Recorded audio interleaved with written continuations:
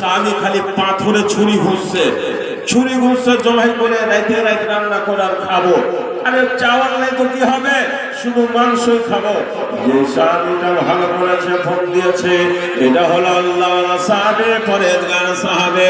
এই সাহাবীটা বলছে, বন্ধুরে তুমি তার অসুখ দূর করেছ, ভালো করেছ। কোরআন মাজিদের আয়াত দিয়ে সূরা দিয়ে তার বিনিময়ে তোমাকে খাসি বকরি দেওয়া হয়েছে।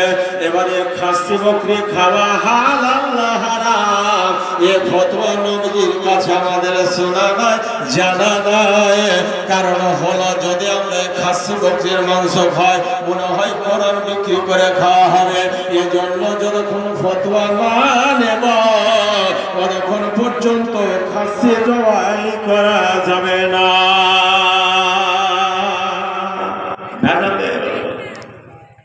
এই যুগের মানুষ হলে তো বুঝাবুঝি নাই, একবারে শুরু করে তার চোখ ভেঙে। জি হাদিস বুখারী, রাসূলুল্লাহ সাল্লাল্লাহু আলাইহি ওয়াসাল্লাম বলেছেন, ইয়াতিয়ালান নাসে লা ইয়াতিয়ান্না আলান নাসে জামানুন লা ইউবালিল মারউ বিমা আখাযাল মালা আমিনাল হালাল আম মিন হারাম। হাদিস বুখারী, রাসূলুল্লাহ সাল্লাল্লাহু আলাইহি ওয়াসাল্লাম বলেন, মানুষের উপরে এমন একটা সময় আসবে, এমন একটা যুগ আসবে, এমন একটা কাল আসবে, মানুষের কাপড় গালা পরবে, যে খাদ্য গালা খাবে, তারা একবারও চিন্তা করবে না এটা হালাল না হারাম। এলি হলো ফেলি হলো, তারা গরুর মতো গিলে খাবে আর মহিষের মতো পায়খানা করে দিবে। এরা মুমিন নয়, এরা মুসলমান নয়, এর মধ্যে ইমানের স্পিরিট নাই। এরা বাসা খোঁজা করতে জানে না, পশুর মতো যা আছে তা খায়। এরকম একটা সময় আসবে, সবাতে হালাল জিনিস হারাম হয়ে যায়। ভাববেন কেমন কথা, হালাল জিনিস হারাম হয়ে যায়। কেমন করে হয়ে যাবে? পানিটা হালাল না হারাম? কথা বলেন, পানিটা হালাল না হারাম? পানিটা হালাল, এ পানি বিক্রি করাও হালাল। দুধটা হলো হালাল, দুধ বিক্রি করাও হালাল। তাহলে দেখবেন দুনিয়াতে যে শরাব হলো বেশি দামি, দারু হলো বেশি দামি, কিন্তু গ্রামে গ্রামে কোনদিন দারু বিক্রি করে কেউ বেড়াইতে হয় না। ও দোকান যে এক জায়গায় কোনায় বসে আছে, কুকুরের দল যায় ওখানে 400-500 টাকা দিয়ে বোতল খাইয়া লুকিয়া গাও গাও করতে করতে আসে। আর 1 গ্রাম যদি দুধ হয় তো 3 গ্রাম মেরে ঘুরলো দুধখানা বিক্রি হয় না, আর বাড়ি বাড়ি যেতে হয় দুধ কিনতে। ঠিক না বেটি কথা বলে? আরে দুধটা হালাল, এত লাভ আছে শরীরে। 20 কিলো দুধ বিক্রি করেন, 3 গা বেচতে লাগবে, 1 পর বেশি নেবে না। আর 3 গ্রাম দালু থাকছে, 1 লাই 2 গ্রাম খাইয়ে পেট ফুলিয়ে চলে আসে, লুকিয়ে যায়, বেচতে হয় না, এক জায়গায় বসে আছে। জি গাই কিনেছেন, মশলা বাজার ভালো করে, গাই কিনেছেন, আপনার গায়ের দুধ হয় 2 কেজি করে, 2 কেজি গায়ের দুধ হয়েছে। উঠানা ধরেছেন আপনি 8টা লোককে, 8 কিলো করে দিচ্ছেন 8টা লোককে। 2 কেজি দুধ 8 কিলো করে দিলে কয়টা লোক হবে? 4টা লোক হবে। 8টা লোকের 8 কিলো করে দুধ পেয়ে যায়, মানে তো গায়ের পাঠে বরকত নাই, ঢোলে বরকত আছে। জি আপনি সামনে থাকেন তাও গায়ে লাঠা দিয়ে দিবে, মানে 2 কিলো পানি আগে থেকে বোঝ করে দিয়ে এসছে। আপনাকে ওখানে সাইডে বসে দিয়ে কান্দাতে ধার মারবে, কার কার কার কার করে দিলে 2-4 মিনিট, তা বুঝে হাত গেলে সামনে ডালতে লাগলো। আপনাকে থাইকা ঢুকাইবে, থাইকা, তাহলে পেটের ভাত হজম হবে না, হজম হবে না। ওটা পানি কিন্তু খারাপ জিনিস নয়, টিউবওয়েলের পানি, ওতে দুধ মিশাল করে আপনার দিয়েছে, 2 কিলোকে 4 কিলো বানিয়েছে। সারা সারা হারাম, और টাকা খাওয়া হারাম, और কাপড় পিনা হারাম, और গেজা খাওয়া হারাম, और বেতন দেওয়া হারাম, মসজিদে টাকা দেওয়া হারাম, সব হারাম হয়ে যাবে। দুটাই হারাম, কিন্তু হয়ে গেল হারাম। ঠকিয়েছেন, লোককে ধোকা দিয়েছেন। ঠিক না বেটি কথা বলে? হালাল জিনিস হারাম হয়ে গেল। হযরত ওমর রাদিয়াল্লাহু তাআলা আনহু রাত 12টার সময় গ্রামে বের হয়ে গেছেন। বের হয়ে তলাশ করছেন কি কি অবস্থায় আছে। একটা নিরহ বাড়ি, যে বাড়িতে পুরুষ নাই, একটা মেয়ে ছেলে আর একটা বুড়ি মা রাত 12টার সময় গল্প করছে। আর সামান্য ওটের দুধ হয়েছে, ওই ওটের দুধে বাড়ির ভরণ পোষণ হয় না।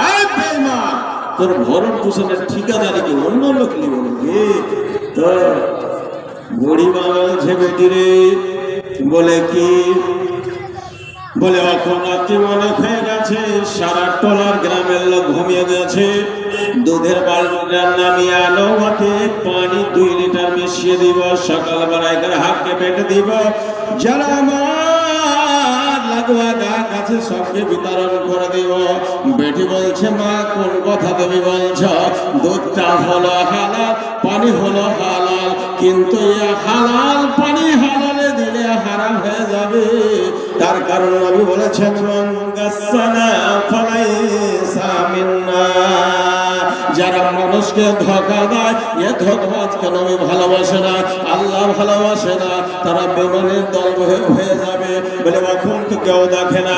বলে মা, কেউ দেখো আর না দেখো, ভালাই কর ভালা হোগা, বুরাই কর বুরা হোগা। कोई देखे ना देखे पर अल्लाह तो देखता होगा। दुनिया क्यों देखे ना, अल्लाह देखছে। সব দাঁড়িয়ে দাঁড়িয়ে শুনলেন, ওখান থেকে বাড়ির নম্বরটা নিয়ে নিলেন। সকালবেলা হয়ে গেছে, ওই বাড়িটার জন্য করে আবার ঘুরে চললেন। বলে বাড়িটা কার? বলে বাড়িটা হলো একজন মহিলা, এর স্বামী নাই, এর কাছে ধন নেই, এর কাছে জমি নাই, মাল নাই। হযরত ওমর ওই মেয়েটাকে নিজের প্রভু করে বাড়ি আনলেন। তার কারণ এই মেয়েটা হলো আল্লাহর ভাই করে, এই বেঈমান নয়। এর উর্শেজাত, এর পেটে থেকে কোনোদিন খারাপ মেয়ে তৈরি হবে না, এর বাড়ি থেকে ভালো মাল তৈরি হবে। যার ফ্যাক্টরি ভালো, আর মালও ভালো বাইরে হবে। ঠিক না বেটি? কথা বুঝতে পারেন না? জি, যার ফ্যাক্টরি ভালো নয় আর মালও ভালো নয়। আপনি গেলেন দিল্লি, স্ত্রীকে রেখে গেলেন। জি, আজকাল গার্লফ্রেন্ড আর বয়ফ্রেন্ড সুন্দর হয়। জি, অনেকে আছে। তো একটা উদাহরণ, সপোজদার একটা উদাহরণ, মানে বাড়ি থেকে আপনি কাটিয়ে গেছেন, স্করপিও গাড়ি আছে আপনার কাছে।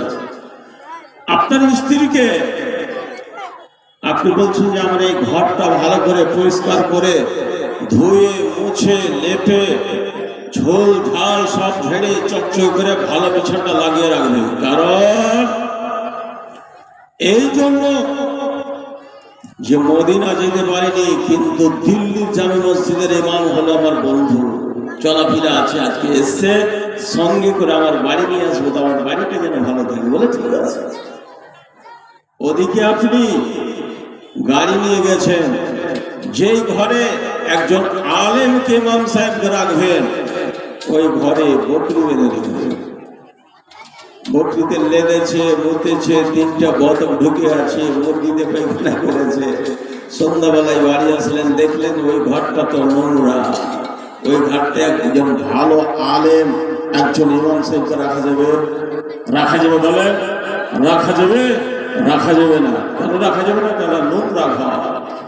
উদাহরণ হলো, যে মহিলা পরনষ্ট, যার বন্ধু আছে, সাইডে যার লোক আছে, যে বেবিচারী, যার মধ্যে ঈমান নাই, জীবনে ভরসা করিয়েন না যে পেট থেকে ভালো ওলাদ পয়দা হবে শয়তান, চোর গুন্ডা পয়দা হবে, বেলবাজি পয়দা হবে, জুয়ারি সারাদিদারি ঘর পয়দা হবে।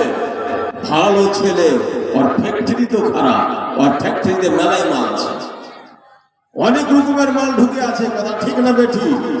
অনেক রকমের, তো বতক আছে, মুরগিও আছে, খাসি আছে। এই খারাপ ফ্যাক্টরিতে ভালো মাল তৈরি হবে না। ভালো মাল তৈরি করতে হলে ফ্যাক্টরিটা ভালো রাখতে হবে। ছেলের জন্মস্থানের জন্য তাই হচ্ছে মার বাবা, ফ্যাক্টরির মালিক হলো মা। মাকে সতী নারী হতে হবে, তবেই মা ভালো হতে পারবে। হযরত ওমর বলেন, গরিব হোক না কেন, গরিব হলে কি হবে, একই বউ করে বাড়ি নিয়ে আসবো। শুধুমাত্র একটাই কাজ করেছিল, দুধে পানি দেয়নি। এখন সারা গ্রামে মনে হয় না 100টা গায়েওয়ালা যদি থাকে 99টাই বেমান, একটাও ভালো বের হবে কিনা জানি না। সামনে থেকে আমাদের মতো লক্ষ্য ঠকিয়েছে, পানি বিক্রি করে খাই। তুমি মনে করছো আমি মানুষকে খাওয়াইলাম? খুব জ্ঞানী লোক, হোশিয়ার, 2 কিলো করে 4 কিলো বানাইতে পারো। সারা হারাম। আরে মদ খাওয়া যেমন হারাম, ওই দুধের পানি বিক্রি করা সেরকম হারাম। তোমার রোজা হবে না, নামাজ কবুল হবে না, ওই টাকা দিয়ে যে কোনো জিনিস কিনবে আল্লাহ দরবারে কবুল হবে না। সাধারণ হয়ে গেছে তুমি বেঈমানি করা, পানি বিক্রি করে দুধের দাম নেবে 50 টাকা কেজি করে। রাসূল বলছেন জামানুল্লাহি ওয়ালিল মারু বিমা খাযাল মালা আমিনাল হালাল আমিন হারাম। এমন একটা সময় আসবে মানুষ যে খাদ্য গালা খাবে চিন্তা করবে না যে হালাল না হারাম, পেলেই হলো, গিলে ফেলে। সাহেব বলছেন রাসূলের কাছে ফতোয়া দেবে, যা যখন হয় না। রাসূলুল্লাহ সাল্লাল্লাহু আলাইহি ওয়াসাল্লামকে সম্পূর্ণ ঘটনা বলছেন, ইয়া রাসূলুল্লাহ, একটা লোককে সাপে কামড়েছিল, বিচ্ছুতে কামড়েছিল। আমরা কোরআন মাজিদের সূরাতুল ফাতিহা পড়ে ফুঁক দিয়ে দম করে তাকে ভালো করেছে। ভালো করার বিনিময়ে 30টা খাসি বকরি দান করেছে। এগুলো আমাদের জন্য খাওয়া জায়েজ হবে না? হবে না। হালাল হবে না? হবে না। রাসূল বলছেন কাদ তাশাবতুম আকশিমু লি সাহামান ওয়াজরিবু লি সাহামান। রাসূল বলছে তোমরা একবারে ঠিক করেছ, আর তোমরা আপুসের মধ্যে বন্টন করে